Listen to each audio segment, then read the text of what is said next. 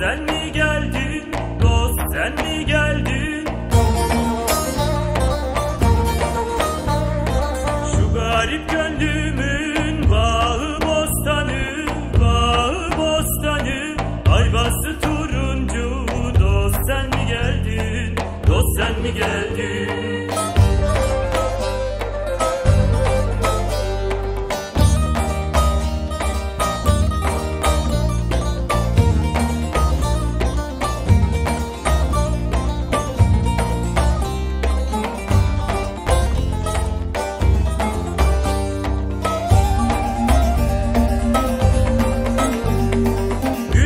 Ötüyor dostum bağında, dostum bağında.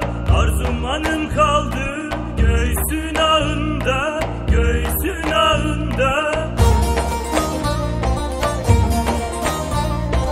Ellerim kelepçe, cellat yolunda, cellat yolunda. Kollarım çözmeye, dost sen mi geldin? Dost sen mi geldin?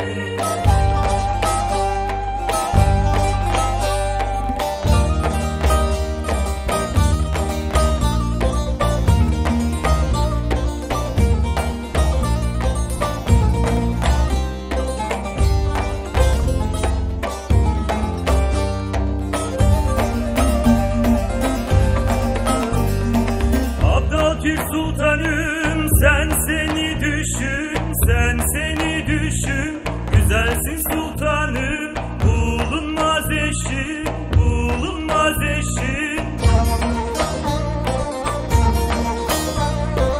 Giyinmiş kuşanmış türlü kumaşın, türlü kumaşın. Bezenmiş pedestal